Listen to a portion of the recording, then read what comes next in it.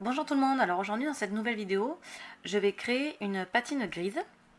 Donc dans un premier temps, je vais donc préparer mon support. Donc c'est une porte en chêne donc que je vais préparer, que je vais nettoyer avec un dégraissant et que je vais peindre pour ensuite la patiner avec ma propre patine que je vais créer.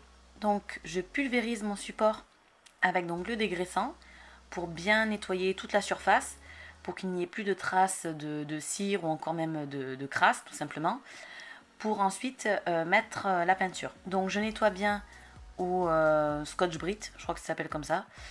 Voilà, une sorte d'éponge à gratter voilà, pour bien aller dans les rainures, pour bien nettoyer en profondeur.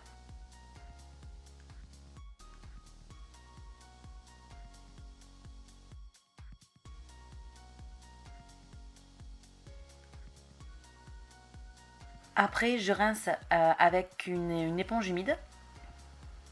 Voilà, je rince bien comme il faut.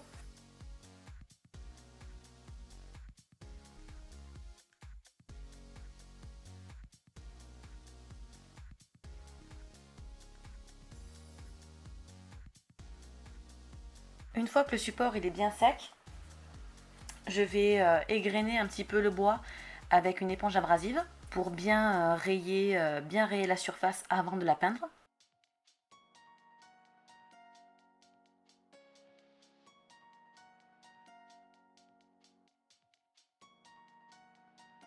Donc pour créer votre patine, je vous conseille d'utiliser une balance. Donc on commence par mettre de la peinture. Ensuite, on va mettre de l'eau tout simplement pour créer la patine. Et au final, donc j'aurai mis 20 g de peinture et 60 g d'eau pour créer la patine grise. Ensuite, après ça, j'applique ma peinture. Alors j'applique une base d'accroche, donc qui est de couleur blanche.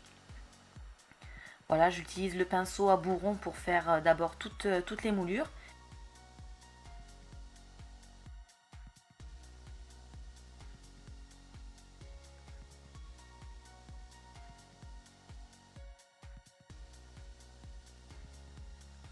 Et après, je vais utiliser donc le pinceau plat pour faire toutes les surfaces planes. Et toujours dans le sens du bois, pour bien suivre le fil et pas faire de grosses traces en fait. Bien suivre le fil du bois pour faire un joli résultat.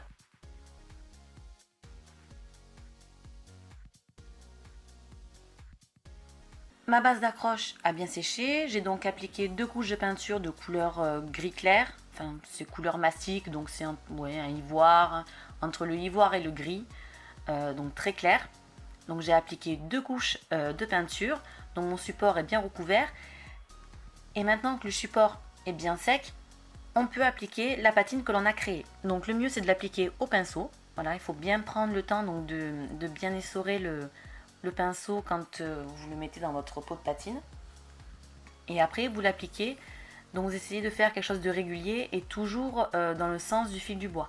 Donc vous en appliquez vraiment sur toute la surface en insistant bien dans les moulures et en mettant également sur les parties planes, en essayant de garder toujours la même régularité dans votre geste pour essayer de faire quelque chose de régulier.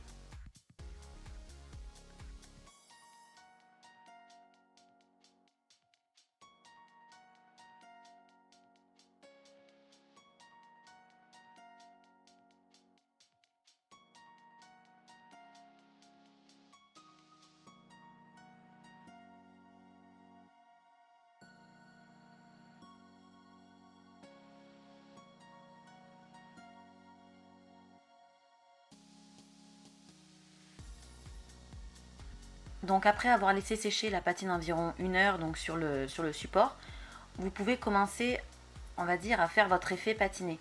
C'est-à-dire avec le papier de verre, donc que je vais utiliser, c'est du grain 220 pour pas trop rayer et pas trop enlever de patine non plus.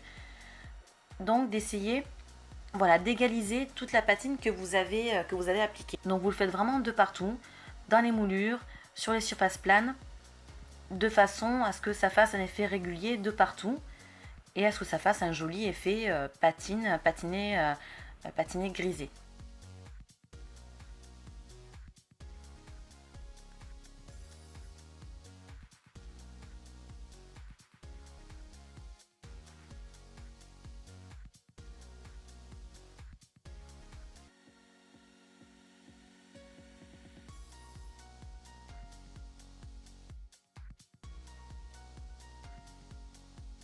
dès que vous avez fini de faire votre effet donc au papier de verre, je vous conseille de passer un petit coup d'éponge abrasive pour bien relisser la peinture et enlever les micro-rayures que vous avez pu faire avec le papier de verre qui est un peu plus gros que l'éponge. Donc du coup après voilà, ça va vous faire un aspect un peu plus lissé tout simplement. Une fois que vous avez terminé, après il ne vous reste plus que ou à cirer avec une cire incolore ou à vernir avec un vernis incolore mat ou satiné. Ça c'est vous qui voyez, ça dépend donc du support où est-ce qu'il va aller. Est-ce que c'est un meuble, est-ce que c'est une cuisine? Si c'est une cuisine, ben, vaut mieux la vernir. Si c'est juste un meuble, vous pouvez tout simplement le cirer pour que ben, vous ne tachiez pas votre support et pour que vous ne l'abîmiez pas. Voilà, cette vidéo est terminée. N'hésitez pas à me laisser des commentaires puis à vous abonner. Et puis ben, je vous dis à bientôt pour une prochaine vidéo.